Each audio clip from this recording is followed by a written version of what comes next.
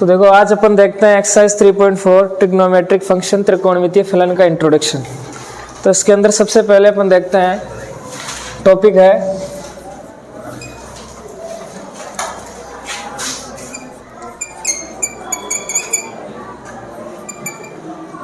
Trigonometric equations.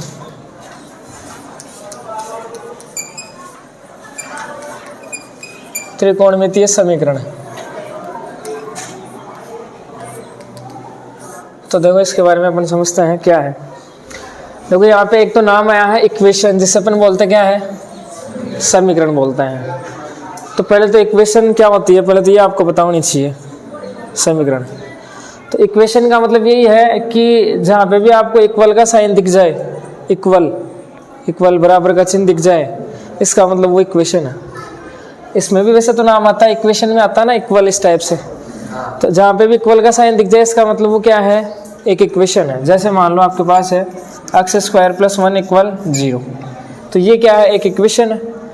और कुछ भी मान लो जैसे x² या x + 3 = 0, ये भी एक इक्वेशन है। क्लियर है। अब रूट में कैसे भी नंबर आ सकते हैं, तो ये सब क्या है, एक इक्वेशन है। इक्वल का साइन आता है, इक्वेशन है। अब इक्वेशन भी कौन सी, ट्रिग्नोमेट्रिक या फिर त्रिकोणमितीय। तो ट्रिग्नोमेट्रिक इक्वेशन कौन सी होगी, तो यहाँ से अपन ये समझेंगे कि जिसके अंदर कोई भी इक्वेशन है जिसके अंदर ट्रिग्नोमेट्रिक फंक्शन आ जाए, तो वो कौन सी इक्वेशन है, त्रिकोणमितीय है। ट्रिग्नोमेट्रिक इक्वेशन त्रिकोणमितीय समीकरण है। अरे त्रिकोणमितीय फलन नहीं पढ़े क्या अपन ने, 6 कितने हैं, 6 है। Sine cos tan cosec sec cot, ये है। अगर ये किसी इक्वेशन में दिख जाए अपने को, तो वो इक्वेशन कौन सी होगी, ट्रिग्नोमेट्रिक इक्वेशन या फिर त्रिकोणमितीय समीकरण। जैसे मान लो x² प्लस, या ऐसे समझ लो sin² x + 2 = 0। तो ये क्या है, एक ट्रिग्नोमेट्रिक इक्वेशन है। देखो दिख गया ना, ट्रिग्नोमेट्रिक फंक्शन यहाँ पे है, त्रिकोणमितीय फलन, तो ये हो गया। या फिर ऐसे समझ लो tan x = 1, इक्वल का साइन आ गया और ये फंक्शन है ही, तो ये बन गई अपने पास ट्रिग्नोमेट्रिक समीकरण, इक्वेशन। क्लियर है। और कैसा भी हो सकता है, जैसे मान लो sin x + 3 cos² x = 2, तो ये भी क्या है अपने पास, ट्रिग्नोमेट्रिक इक्वेशन है। तो बात को समझ गए, क्या है नाम यहाँ पे, ट्रिग्नोमेट्रिक इक्वेशन त्रिकोणमितीय समीकरण। तो एक ऐसी इक्वेशन जिसके अंदर अपने पास क्या है, ट्रिग्नोमेट्रिक फंक्शन है, त्रिकोणमितीय फलन है, तो वो क्या है, ट्रिग्नोमेट्रिक इक्वेशन है, त्रिकोणमितीय समीकरण। क्लियर बात, समझ गए। अब देखो, तो ये इक्वेशंस है। अब यहाँ पे अपने को करना है इनका सॉल्यूशन अपने को बताना है इनका। जैसे trigonometric equation and it's solution, यानी त्रिकोणमितीय समीकरण और इसका हल।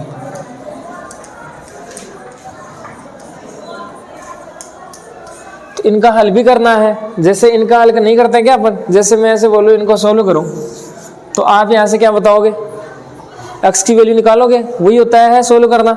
इसको सोल्व करो मतलब x की वैल्यू बताना, बस यही है। तो जैसे आप यहाँ से समझ लो, ये है अपने पास x² - 4 = 0 है, और एक यही है x + 3 = 0 है। यहाँ से मैं ऐसे बोलूँ इनको सोल्व करो, तो बताओ यहाँ पे x की वैल्यू क्या आएगी और यहाँ पे x की वैल्यू क्या आएगी। यहाँ पे कितनी आ जाएगी, -3, यहाँ पे 2 आ जाएगा, या +-2 +-2 आ जाएगा ना।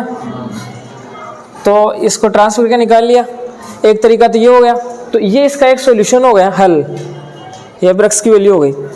एक इसका सॉल्यूशन अपन ऐसा भी तो निकाल सकते थे, देखो कैसे, कि आप यहाँ पे x की वैल्यू ऐसी रखो, -4 करते हैं अपने को कितना मिले, 0।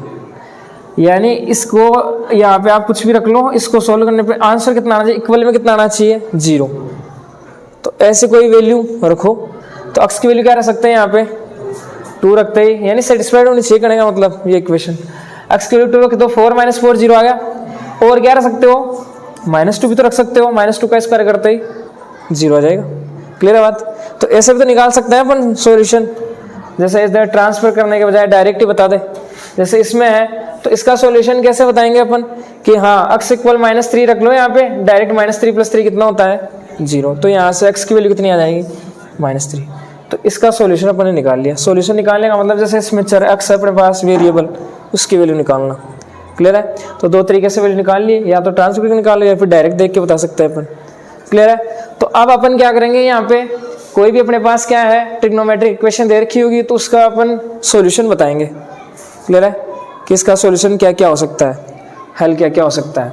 तो जैसे मान लो आपके पास है क्या sin x इक्वल, समझ लेना, देखो कॉन्सेप्ट क्या है, √3/2। ये एक क्या है अपने पास त्रिकोणमितीय समीकरण है या फिर ट्रिग्नोमेट्रिक इक्वेशन है। क्लियर बात है। इक्वल का साइन आ गया, ये आ गया अपने पास ट्रिग्नोमेट्रिक फंक्शन आ गया, तो अपने पास समीकरण बन गई है ट्रिग्नोमेट्रिक। इसको अपने को सोल्व करना है, ये इसका सॉल्यूशन अपने को बताना है इस इक्वेशन का। तो सोल्व करने का मतलब क्या निकालना है, यहाँ से अपने को x की वैल्यू फाइंड आउट करेंगे अपन यहाँ से। तो बताओ x की वैल्यू क्या आएगी 60 डिग्री, जिससे अपन रेडियन में कितना बोलते हैं 60 है, इसका मतलब ऊपर पाई लगा लो, 6 है तो 3 नीचे, तो π/3। तो यहाँ से ये वैल्यू निकल गई। सही है। आज तक अपन ने यही पढ़ा है कि हाँ sin x इक्वल ये है तो x की वैल्यू ये रख लो, लेकिन इसके अलावा भी x की वैल्यूज अपने पास है। देखो मैंने क्या बताया था आपको, एक तो आप ना डायरेक्ट निकाल सकते हो वैल्यू, एक ऐसा भी तो बताया था मैंने कि आप यहाँ पे x की वैल्यू रखो, ऐसी वैल्यू आप रख सकते हो जिसको रखने पे ये इसको सोल्व करने पे इसके इक्वल आए। तो वो जो भी अपन x की वैल्यू रख रहे हैं वही तो सॉल्यूशन हो जाएगा उनका। जैसे अपन ने यहाँ पे देखा, आप यहाँ पे x की वैल्यू रखते जाओ, अगर ये इक्वेशन सेटिस्फाइड हो रही है मतलब इक्वल में 0 आ रहा है, तो जो भी x की वैल्यू रखी है अपन ने वो क्या है इसका, इस इक्वेशन का सॉल्यूशन है, एक हल है। तो यहाँ से अपने रख के देख लिया। तो वैसे ही यहाँ पे भी देखो अपन बता सकते हैं कि जैसे आज तक अपन यही पढ़ते आए हैं कि यहाँ से sin x इक्वल √3/2 है तो x की वैल्यू π/3 हो गई, यही पढ़ते हैं अपन आज तक। लेकिन आप देखो यहाँ पे x की वैल्यू, आप यहाँ पे क्या रख सकते हो, x की वैल्यू आप रखो पाई -π/3, 2π/3 रखो। देखो मैंने आपको यही बताया है कि आप यहाँ पे x की ऐसी वैल्यू रखो जिसको यहाँ पे रखते ही ये इक्वेशन सेटिस्फाइड हो जाए, या करने का मतलब इसको यहाँ पे x की वैल्यू रखते ही आपके पास क्या मिल जाए √3/2। तो जो x की वैल्यू रखी है वो हल है, अपना सॉल्यूशन है, वो x की वैल्यू बिल्कुल एग्जैक्ट सही है। क्लियर है। तो यहाँ पे आप x की वैल्यू जैसे यहाँ पे आप रखोगे कितना 2π/3 रखने पे भी इक्वेशन सेटिस्फाई होगी, यहाँ पे इक्वल में आपको √3/2 ही मिलेगा। रख के देख लो चाहे कैसे, sin 2π/3 की वैल्यू कैसे निकालेंगे, इसको मैं क्या लिख सकता हूँ π - π/3 लिख सकता हूँ क्या। तो जैसे इसको देखो यहाँ से क्वाड्रेंट के हिसाब से देखो, π - π/3, पाई कहाँ पे है, यहाँ पे है, इसमें से कुछ कम करते हैं, कौन से में आ गए सेकंड में आ गए। सेकंड में आएगा मतलब बताओ साइन चेंज होगा नहीं होगा, यहाँ पे ऑल प्लस साइन तो वैसे ही किसका होता है प्लस का होता है, साइन अपने पास है तो पॉजिटिव साइन लग जाएगा, लगाने की आवश्यकता नहीं है। अब देखो फंक्शन चेंज होगा नहीं होगा, पाई कहाँ पे है, यहाँ पे, यहाँ से अपन जा रहे हैं इस वाली लाइन से, इस वाली लाइन से कहीं पे जाओ क्या होगा फंक्शन नॉट चेंज, तो साइन का क्या आ जाएगा, साइन आ जाएगा, ये हट जाएगा, ये हट जाएगा, इनको हटाई देते हैं, फिर π/3 आ गया। तो बताओ वही वैल्यू आएगी वापस से √3/2। इसका मतलब क्या हुआ कि ये भी इसका एक सॉल्यूशन है। सही है। जैसे यहाँ पे निकला था ना अपने पास 2 रखने पे भी सेटिस्फाइड हो रही है, -2 रखने पे भी इक्वेशन सेटिस्फाइड हो रही है, इसका मतलब इसके 2 सॉल्यूशन मिल गए अपने को। कौन कौन से, एक तो x की वैल्यू 2, एक x की वैल्यू -2।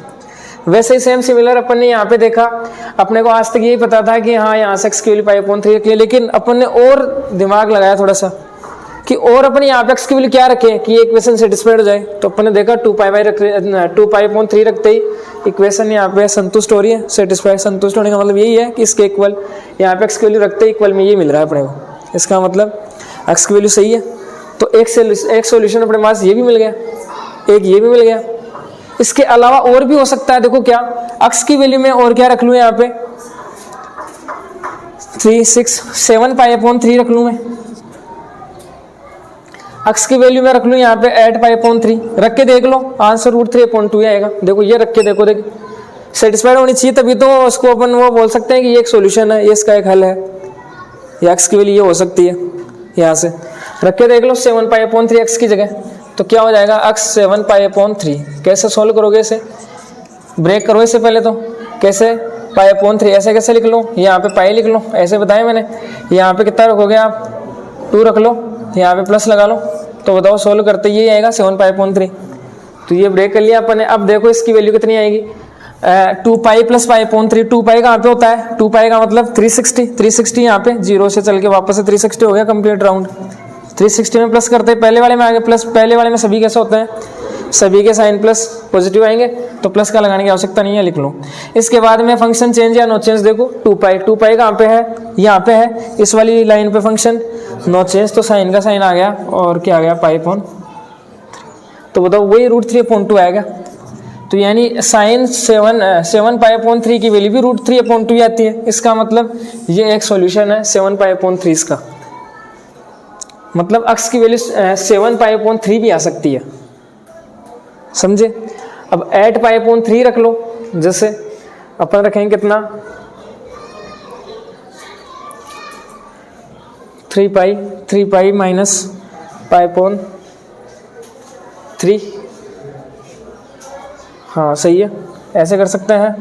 साइन 8π/3 रख लो, 8π/3 को कैसे लिख सकते हैं अपन, साइन 3π - π/3 ऐसा कर सकते हैं क्या, लिख सकते हो। ऐसा लिखने पे इसकी वैल्यू कितनी होगी, देखो 3π - 3π कहाँ पे है, देखो यहाँ से यहाँ तक चले 1π, यहाँ से यहाँ तक 2π, यहाँ से चले 3π, यहाँ में से कुछ कम करते ही इसमें आ गए, इसमें साइन पॉजिटिव होता ही है, साइन चेंज होगा नहीं होगा, 3π यहाँ पे नो चेंज, तो साइन क्या आ जाएगा π/3।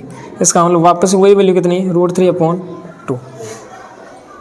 और आप ना ऐसे और देखोगे ना, तो आपके पास इसके ना x की वैल्यू और बहुत सारी मिल जाएगी अपने को। जो x की वैल्यू है ना यहाँ पे आप रखोगे ना, तो हमेशा इक्वल आएगा। तो इसका मतलब हुआ क्या, इस इक्वेशन, ये एक इक्वेशन है, इसके कितने सॉल्यूशन हो गए, देखो 1 2 3 4 ऐसे ऐसे निकलते जाएंगे, तो अपने पास बहुत सारे सॉल्यूशन हो गए। कितने सॉल्यूशन हो गए, इनफाइनाइट सॉल्यूशन हो गए अपने पास। कितने हो गए, इनफाइनाइट। लेकिन आज तक तो अपन यही पढ़ा था कि हाँ साइन x = √3/2, इसका मतलब x इक्वल कितना होता है π/3। एक ही सॉल्यूशन देखा था अपन ने, लेकिन एक ही नहीं होता है, वो अपन लिख देते हैं। सॉल्यूशन कितने होता है, इनफाइनाइट होता है। क्लियर है बात, समझ गए। तो ये जो सॉल्यूशन मिले हैं अपने को, ये जो सॉल्यूशन मिले हैं, इनको अपन बोलते हैं क्या, जनरल सॉल्यूशन या फिर व्यापक हल। क्या बोलते हैं, व्यापक हल।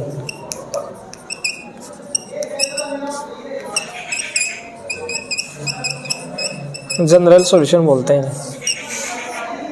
क्या बोलते हैं, जनरल सॉल्यूशन या फिर व्यापक हल बोलते हैं। क्लियर है। इनको हल क्यों बोला गया, क्योंकि आप जैसे इनको इसमें रखोगे ना, तो रखते ही क्या इक्वेशन सेटिस्फाइड हो रही है या फिर इसके इक्वल ये आ रहा है, तब ये इसके सॉल्यूशन है, हल है इस इक्वेशन के। क्लियर बात, समझे क्या। जैसे अपन ने यहाँ पे नहीं देखा था क्या, x की वैल्यू 2 रखने पे भी 0, x की वैल्यू -2 रखने पे भी 0, तो अपन ने क्या बोला कि इस इक्वेशन के 2 सॉल्यूशन है, ये वाले, ये 2 - 2। क्लियर है। तो वैसे ही अपने को किसी भी इक्वेशन के इनफाइनाइट सॉल्यूशन मिल सकता है। क्लियर है। इनफाइनाइट सॉल्यूशन है तो अपन इनको बोल सकते हैं जनरल सॉल्यूशन या फिर व्यापक हल। क्लियर है। एक नाम आता है क्या, प्रिंसिपल सॉल्यूशन, मुख्य हल। मुख्य हल जिसे अपन बोलते हैं प्रिंसिपल सॉल्यूशन। अब ये प्रिंसिपल सॉल्यूशन क्या होता है, ये देख लो। इसमें 2 ही है, क्वेश्चन इसी टाइप के आएंगे, जनरल सॉल्यूशन बताओ या फिर प्रिंसिपल सॉल्यूशन बताओ। 2 ही टाइप के क्वेश्चन आएंगे कि मुख्य हल और व्यापक हल बताओ। इतना ही है पूरी एक्सरसाइज में। तो देखो प्रिंसिपल सॉल्यूशन के बारे में देख लो। प्रिंसिपल सॉल्यूशन का मतलब इसके अंदर, मुख्य हल के अंदर वो एंगल आएंगे, थीटा एंगल, कोण, वो सारे एंगल आएंगे जिनकी वैल्यू क्या है, greater than 0 and less than 360 या 2π। एक ही बात है। यानी वो सारे एंगल्स आपको लेने हैं, यानी जैसे मान लो जनरल सॉल्यूशन है, बहुत सारे इनफाइनाइट सॉल्यूशन है, ऐसे ऐसे और आते जाएंगे, अपन देखते जाएंगे कि रख रख के कि हाँ ये सेटिस्फाइड हो रही नहीं है, तो वो सॉल्यूशन आ जाएंगे अपने पास, इनफाइनाइट आ जाएंगे। अब इनमें से मुख्य हल कौन से होंगे? ऐसे ऐसे एंगल होंगे अपने पास, इनमें से अपन ऐसे एंगल लेंगे, ऐसे ऐसी वैल्यू लेंगे जो क्या है 0 से बड़ी या 0, या फिर 360 से क्या है कम है, या 2 पाई समझ सकते हैं, 360 का मतलब 2 पाई। तो इनके बीच की जो भी वैल्यू है ना, जो भी आएगी अपने पास, जो भी एंगल्स मिलेंगे अपने को, वो सारे होंगे ना, वो क्या होंगे? मुख्य हल होंगे, प्रिंसिपल सॉल्यूशन होंगे। जैसे मैं इसी की बात करूं, ये इक्वेशन है, इसके मैं पूछूं कि इसके मुख्य हल बताओ। हाँ।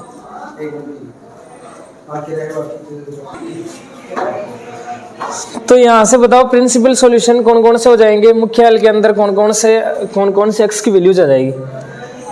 इस इक्वेशन के इनफिनिट सॉल्यूशन है, ऐसे मिलते जाएंगे अपने को। और क्लियर है? अब इनमें से अपने को देखना है मुख्य हल कौन से हैं। तो मैंने यहाँ पे क्या बताया, यहाँ पे थीटा की वैल्यू क्या है, इसके बीच में आनी चाहिए, या फिर अब जैसे मान लो ये x में है, यहाँ पे x है ना, तो x की वैल्यू निकल रही है, तो यहाँ से ये समझ सकते हो x की वैल्यू क्या आनी चाहिए, 0 है, 0 से बड़ी और 360 से कम आनी चाहिए, ये समझ लो जाए। क्लियर है? तो बताओ यहाँ से इनमें से कौन कौन से मुख्य हल होंगे, प्रिंसिपल सॉल्यूशन। देखो यानी इसके बीच में आनी चाहिए। अब देख लो कौन कौन सी वैल्यूज है। एक तो है π/3, क्योंकि इसकी वैल्यू कितनी होती है 60। तो प्रिंसिपल सॉल्यूशन के अंदर, इस इक्वेशन के प्रिंसिपल सॉल्यूशन के अंदर अपने पास क्या आ गया, एक तो π/3 आ गया। क्लियर है? एक देखो ये इसकी वैल्यू कितनी है, π/3 का मतलब 60 को मल्टीप्लाई करवा दो 2 से, तो 120 360 से कम ही है, तो एक ही आ जाएगा क्या, 2π/3 आ जाएगा। इसके बाद में ये देखो, ये वैल्यू π/3 का मतलब 60 को 7 से मल्टीप्लाई करते ही कितना हो गया, 420 हो गया, तो ये 360 से बड़ा हो गया, इसका मतलब ये नहीं आएगा और ये भी नहीं आएगा, फिर ये इससे बड़ा ही हो जाएगा। तो इसका मतलब इस इक्वेशन का प्रिंसिपल सॉल्यूशन कितने मिले अपने को, 2 मिले। कौन कौन से, ये वाला। कैसे निकाले पता चल गया। तो आपको पहले क्या पता होना चाहिए, प्रिंसिपल सॉल्यूशन अपन कैसे निकालेंगे, आपको ये पता होना चाहिए कि इसका व्यापक हल या जनरल सॉल्यूशन आपको पता होने चाहिए कौन कौन से हैं। उनमें से देख लो 0 और 360 के बीच में जो भी हैं वो सारे कौन से आ जाएंगे, मुख्य हल हो जाएंगे, प्रिंसिपल सॉल्यूशन हो जाएंगे। क्लियर है बात? अब देखो जैसे ये तो ना मैंने है ना बता दिया आप लोगों को कि इसका ये यहाँ पे ये रखने पे 3/2 आ जाएगा, ये रखने पे आ जाएगा। तो आपको कैसे पता चलेगा ये कि ये ऐसे कैसे रखेंगे अपन। क्लियर है? तो इसका ना डायरेक्ट फॉर्मूला है अपने पास कि कोई भी इक्वेशन है उसका आपको क्या निकालना है, जनरल सॉल्यूशन निकालना है, व्यापक हल निकालना है, तो उसका डायरेक्ट फॉर्मूला है।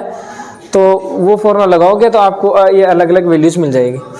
क्लियर है? तो ये आपको ऐसे बार बार चेक करने की आवश्यकता नहीं पड़ेगी, क्या रखें क्या रख के देखने की आवश्यकता नहीं पड़ेगी आप लोगों को। क्लियर बात?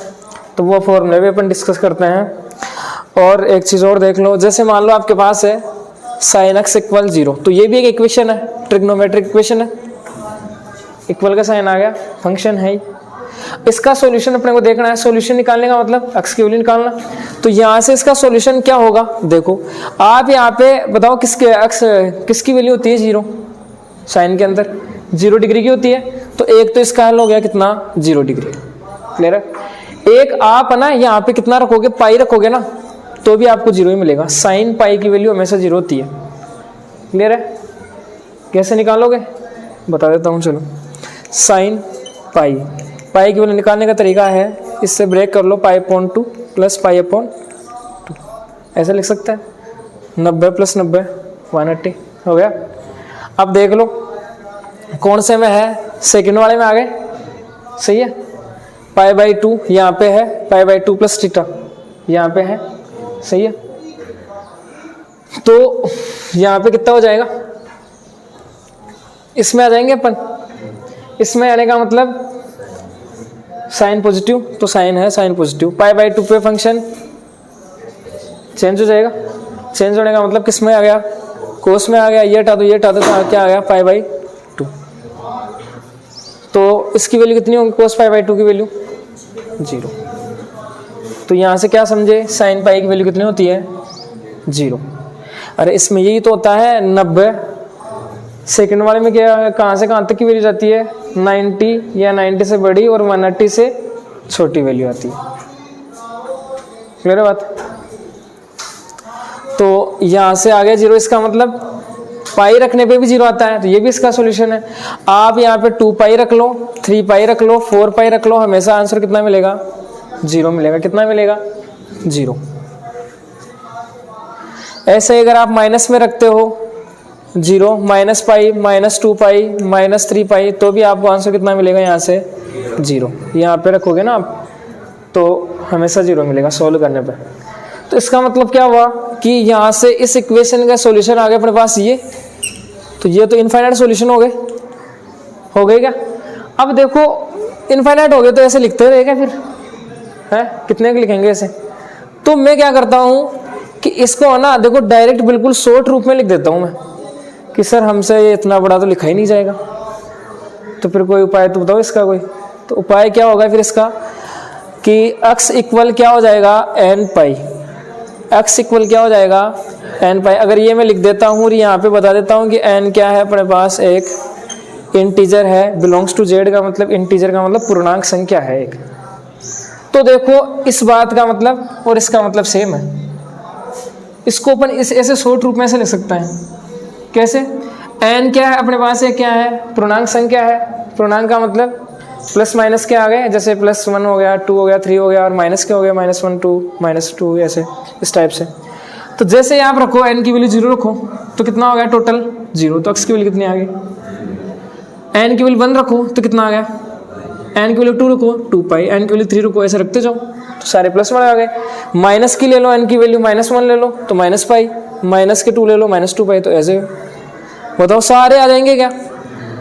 तो इन सभी को अपन ने एक बिल्कुल शॉर्ट फॉर्म में लिख दिया ऐसे, x इक्वल n पाई। तो ये क्या है, इसे अपन बोल सकते हैं, जैसे ये जनरल फॉर्म है तो इसे भी वही बात, इसी को ही तो लिखा है अपन ने। तो ये क्या हो गया अपने पास, एक जनरल फॉर्म हो गई, एक व्यापक हल, जनरल सॉल्यूशन बोल सकते हैं इसे अपन, है ना, व्यापक हल हो गया ये इस इक्वेशन का। तो ऐसे अपन है ना किसी भी फॉर्मेट में लिख सकते हैं, जैसे अपने पास कोई भी जनरल सॉल्यूशन हो उनको ऐसे। क्लियर है बात? तो देखो अपन अब लिखना स्टार्ट करते हैं कि डायरेक्ट देख के कैसे बताएं कि इसका सॉल्यूशन क्या होगा। फॉर्मूले बेस्ट है सभी, तो फॉर्मूले देखते हैं एक-एक के। क्लियर है? यानी आप क्या करवा सकते हो, जो भी जनरल सॉल्यूशन है ना, जैसे इतने बड़े हैं अपने से लिखे नहीं जा रहे हैं, तो आप इन्हें शॉर्ट में भी लिख सकते हो।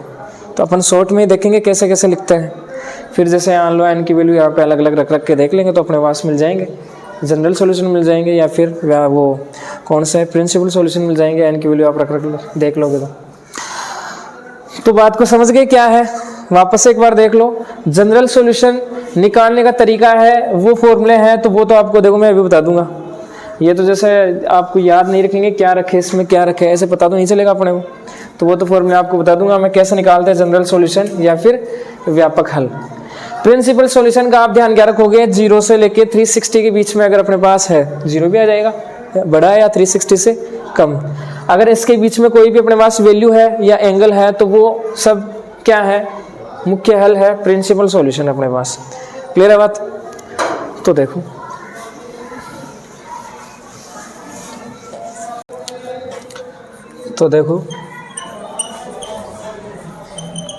जनरल सॉल्यूशन, व्यापक हल, इक्वेशंस होगी उनका अपन देखते हैं जनरल सॉल्यूशन या व्यापक हल डायरेक्ट कैसे बताएं। देखो समझना, सबसे फर्स्ट अगर आपके पास है sin x इक्वल 0 या s समझ लो, थीटा मान लो या x मान लो, है ना, यहाँ पे ये अलग भी आ सकता है, y आ सकता है, sin y आ सकता है, तो वहाँ से y की वैल्यू आ जाएगी, x है तो x की वैल्यू आ जाएगी, यहाँ पे थीटा है तो थीटा की वैल्यू आ जाएगी। बात को समझे? तो यहाँ से x की वैल्यू क्या होगी कि x की वैल्यू निकालेंगे अपन। तो x की वैल्यू डायरेक्ट आप कैसे बताओगे, आप बता सकते हो n पाई। क्या बता सकते हो? n पाई। कब बता सकते हो? जब sin x इक्वल कितना है 0। तो यहाँ से x की वैल्यू क्या होगी n पाई, जहाँ पे n क्या है, n बिलोंग्स टू z, यानी इंटीजर, एक पूर्णांक संख्या लिख लेना चाहिए, है ना, एक पूर्णांक संख्या है। इसका मतलब ये इसका एक सॉल्यूशन है। तो मैं आपसे पूछूं कि बताओ यहाँ से x की वैल्यू क्या क्या होगी, तो आप क्या बताओगे कि जब sin x इक्वल 0 है तब x की वैल्यू क्या क्या होगी, बताओ। आप रख रख के देख लोगे, n की वैल्यू यहाँ पे प्लस की ले लो एक बार, तो एक बार माइनस की ले लो, एक बार 0 ले लो। तो यहाँ से x की वैल्यू देखे तो +1 2 3 4 ऐसे हो गई, या माइनस में देख तो -1 -2 -3 ऐसे हो गई और 0 आ गया। बता सकते हो सॉल्यूशन, रख के बता सकते हो या डायरेक्ट बता सकते हो कि x की वैल्यू कितनी आएगी। अगर आपके पास sin x इक्वल 0 है तो आप डायरेक्ट बता सकते हो x की वैल्यू कितनी आएगी, n पाई आएगी। क्लियर है? या फिर n की वैल्यू रख रख के बता दो, ये z की n की वैल्यू यहाँ पे रख रख के आप बता दो क्या क्या आएगी। बात को समझे? तो ये क्या है अपने पास, किसी भी इक्वेशन का क्या है, जनरल सॉल्यूशन है, व्यापक हल है। क्लियर है? कब? जब sin x इक्वल कितना हो, 0 हो तब। इसके बाद में मैंने आपको क्या बताया है कि साइन और टेन क्या है, दोनों सीधे साधे हैं, बड़े बड़े हैं, तो इनके लगभग फॉर्मूले भी लगभग सेम ही है। तो क्या हो जाएगा यहाँ से, टेन एक्स इक्वल अगर अपने पास कितना है, 0 है, टेन एक्स इक्वल कितना है, 0 है। तो यहाँ से अगर अपन सॉल्यूशन देखें इसका, यानी x की वैल्यू देखें तो x की वैल्यू कितनी आएगी, वापस से n पाई आएगी, जहाँ पे n क्या है, बिलोंग्स टू z है। क्लियर है? समझ गए? अगर अपने पास क्या है, cos x इक्वल 0 है, cos x इक्वल, खतरनाक आ गया, खतरनाक आदमी, तो इसका फॉर्मूला क्या होगा, फॉर्मूला यानी x की वैल्यू क्या है, क्या क्या आ सकती है, या फिर इसका सॉल्यूशन क्या होगा, x इक्वल 2n+1 π/2, 2n+1 π/2, ये इसका सॉल्यूशन होगा अपने पास।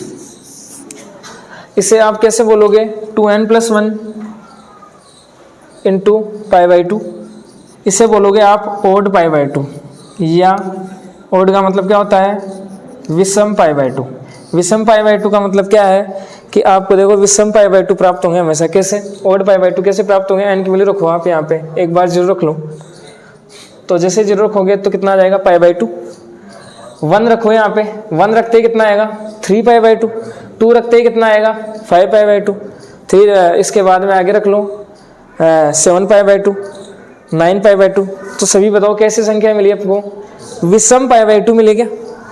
सही है, π/2 कैसे मिले, सारे विषम।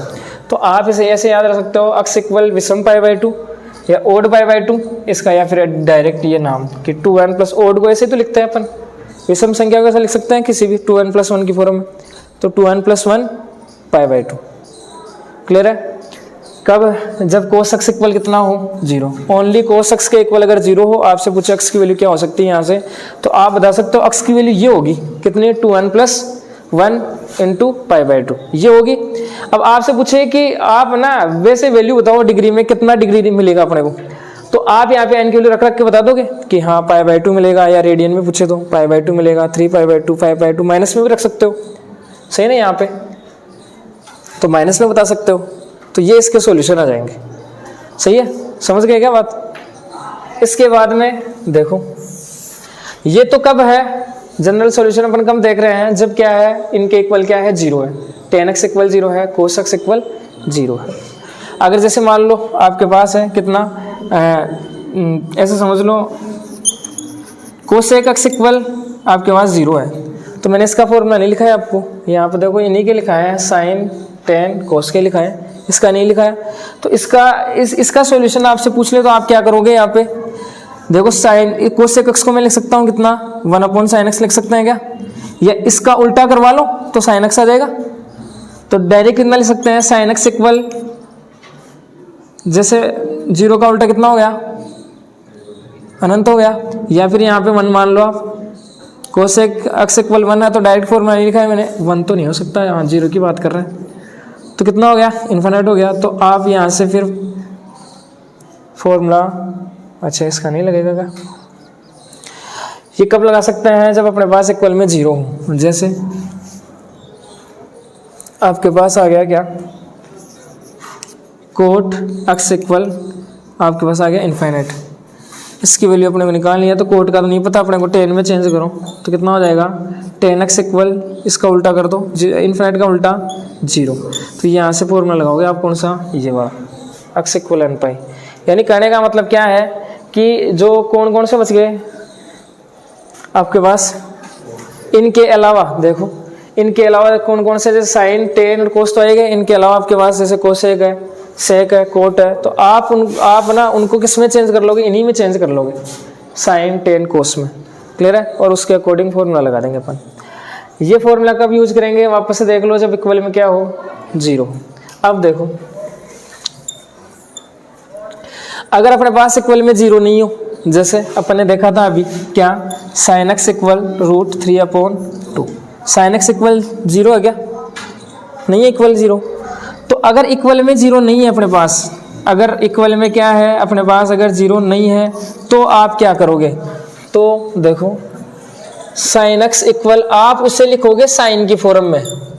किसकी फॉर्म में लिखोगे, साइन की फॉर्म में। यहाँ पे नाम दिया है मैंने एंगल को अल्फा, कोई भी कौन हो सकता है, एंगल हो सकता है, उसको नाम ही दिया अपन ने क्या, अल्फा। यहाँ पे जैसे यहाँ पे देखो साइन एक्स इक्वल 0 नहीं है, तो मैंने क्या बताया कि साइन एक्स इक्वल, आप इसे किसकी फॉर्म में लिखो, साइन की फॉर्म में लिखो। तो बताओ √3/2 साइन में किसकी वैल्यू होती है, 60 की होती है। तो आप यहाँ पे क्या लिखोगे, π/3 अकेला नहीं लिख सकते, आप कैसे लिखोगे, साइन π/3। क्लियर है बात, समझ गए क्या। अगर आपको ऐसा दे रखा है, इक्वल में 0 नहीं है, तो आप क्या करोगे, इधर तो साइन है ही, इसको भी साइन में ही चेंज करो। तो अपने को बताया √3/2 किसकी वैल्यू होती है, साइन π/3 की वैल्यू होती है अपने पास। क्लियर है, ये होती है। तो देखो ये फॉर्मेट बन गया, sine x equal sine alpha. अगर इस टाइप से अपने पास कोई भी इक्वेशन है या अपन इस टाइप से बना लेते हैं, तो यहाँ से इसका सॉल्यूशन क्या, एक्स की वैल्यू, सॉल्यूशन क्या आएगा, प्रिंसिपल सॉल्यूशन क्या आएगा, यहाँ से आपको डायरेक्ट ध्यान रखना है, n पाई प्लस -1 पावर n, यहाँ पे एंगल आ जाएगा अल्फा। क्या, n पाई plus -1 power n into alpha. ये इसका क्या आ जाएगा, इस इक्वेशन का जनरल सॉल्यूशन आ जाएगा, व्यापक हल आ जाएगा। देखो कैसे, आप इसमें रख के देखो, अपन ने अभी वैल्यू निकाली थी ना वो शुरू में, वो सारे जनरल सॉल्यूशन ही तो थे, वही आएंगे। देखो कैसे, इसमें डायरेक्ट रखो फॉर्मूले में। यहाँ पे जैसे आपको दे रखा है वो साइन एक्स इक्वल कितना दे रखा है, साइन एक्स इक्वल आपको दे रखा है √3/2। तो मैंने क्या बताया, पहले इस फॉर्मेट में बनाओ, सही है।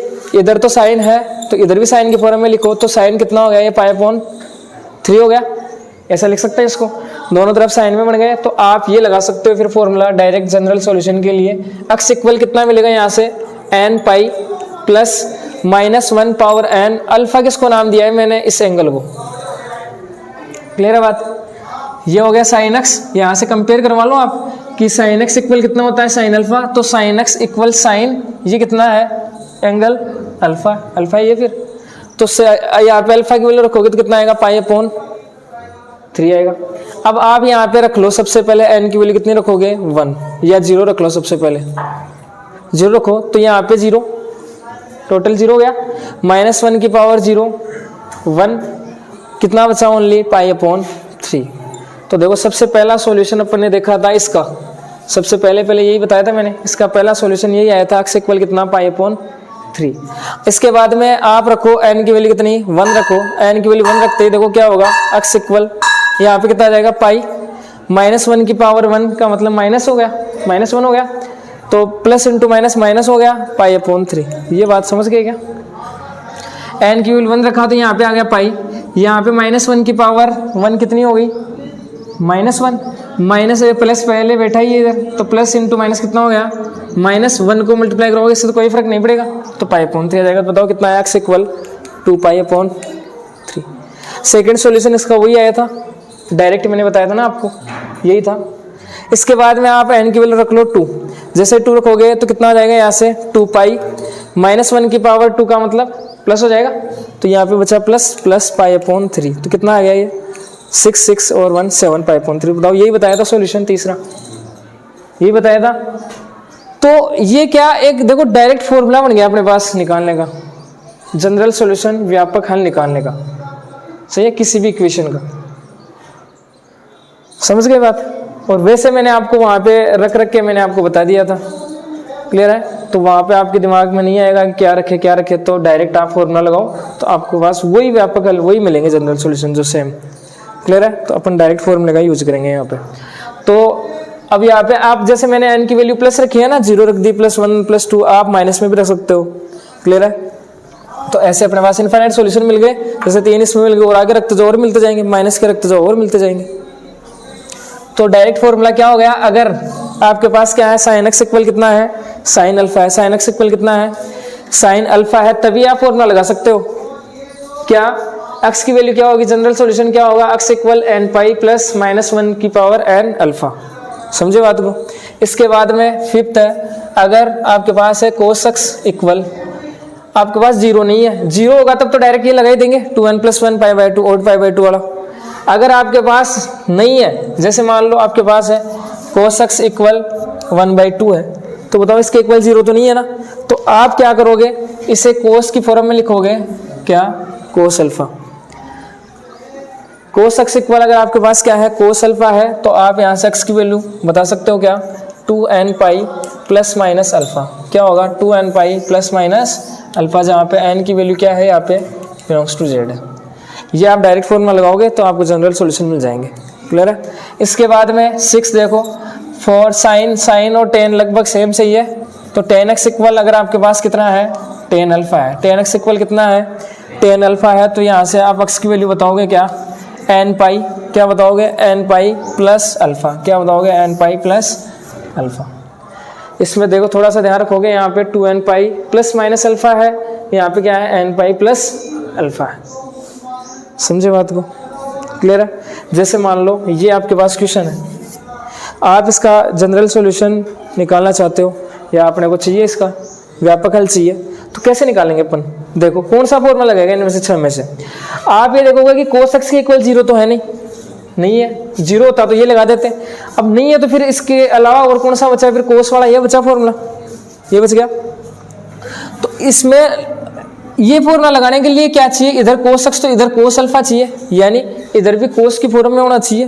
तो ये इसको आप कोस की फॉर्म में लिखो, कोस के अंदर किसकी वैल्यू, कौन से एंगल की वैल्यू 1/2 होती है, किसकी, π/3 की होती है, अरे 60 की होती है ना। तो आप क्या लिखोगे, कोस एक्स इक्वल कोस π/3। तो बताओ कोस की फॉर्म में हो गए दोनों साइड, तो ये कोस एक्स कंपेयर करो उससे कोस एक्स पहले वाला, कोस अल्फा की वैल्यू कितनी मिल गई अपने को, π/3। तो आप यहाँ पे क्या रख दो, अल्फा की वैल्यू π/3। अब जैसे अपने को वैल्यू निकालनी हो तो आप n की वैल्यू रखते जाओ, प्लस माइनस रखते जाओ, एक बार जैसे ज़्यादा रखने की आवश्यकता नहीं है, 3-4 रख लो आप, जैसे 0 रख लिया, 1 रख लिया, 2 रख लिया, 3 तक रख लो, लास्ट माइनस में रख लो आप -1 ओनली। समझ गए। वैसे तो सारी वैल्यूज रख सकते हो, लेकिन इतने से काम हो जाएगा अपना, इतने लिख सकते हो आप। ये सब क्या है, अपने पास व्यापक हल निकालने के तरीके हैं, फॉर्मूले हैं सारे। क्लियर है बात। अब एक चीज़ और देख लो यहाँ से, जैसे मान लो आपके पास आ गया कोट माइनस या कोट √3 आ गया आपके पास, ये आ गया। अब इसका फॉर्मूला मैंने लिखाया नहीं है, कोट एक्स इक्वल नहीं लिखाया ना, कि कोट का तो लिखाया ही नहीं है, कोट एक्स के इक्वल √3 है, लिखाया तो नहीं है कोट का। तो आपके पास फॉर्मूला किसका है, टेन का है, तो इसे टेन में नहीं लिख सकते क्या, टेन एक्स इक्वल उल्टा कर दो तो कितना होगा 1/√3। अब टेन वाला में लगा दो फॉर्मूला, इसे टेन की फॉर्म में चेंज कर लो तो टेन वाला लग जाएगा। क्लियर है बात। तो आपको पूछेगा क्या, कोई भी, जैसे मान लो ये क्वेश्चन दे दिया, इसका पूछेगा कि एक तो इसका मुख्य मान बताओ और एक इसका व्यापक हल, व्यापक हल, मुख्य हल या व्यापक हल बताओ, ये पूछेगा। प्रिंसिपल सॉल्यूशन और जनरल सॉल्यूशन बताओ। तो जनरल सॉल्यूशन निकालने के तरीके बता दिए, फॉर्मूला लगा दो डायरेक्ट, व्यापक हल निकालने के तरीके तो बता ही दिए। और अब मुख्य हल कैसे निकालोगे, या मुख्य मान बोल सकते हैं, प्रिंसिपल वैल्यू। मुख्य मान कैसे निकालोगे, मैंने आपको बताया नहीं, आप लिख लेना ये प्रिंसिपल सॉल्यूशन। प्रिंसिपल सॉल्यूशन के अंदर क्या आएगा, x की वैल्यू क्या होनी चाहिए, > 0 और <360। इसके बीच में अगर x की वैल्यू आती है तो वो सारी x की वैल्यू क्या है, मुख्य मान है, प्रिंसिपल सॉल्यूशन है अपने पास। समझ गए, मुख्य हल हो वो सभी। तो मुख्य मान के इक्वल तो ये लिख लेना कि मुख्य मान ये होता है, यहाँ से यहाँ तक की जो वैल्यूज आती है वो सारी, और इसके बाद में ये लिख लेना व्यापक हल। ऐसे पर निकालते हैं, एग्जाम्पल ट्राई कर लेना।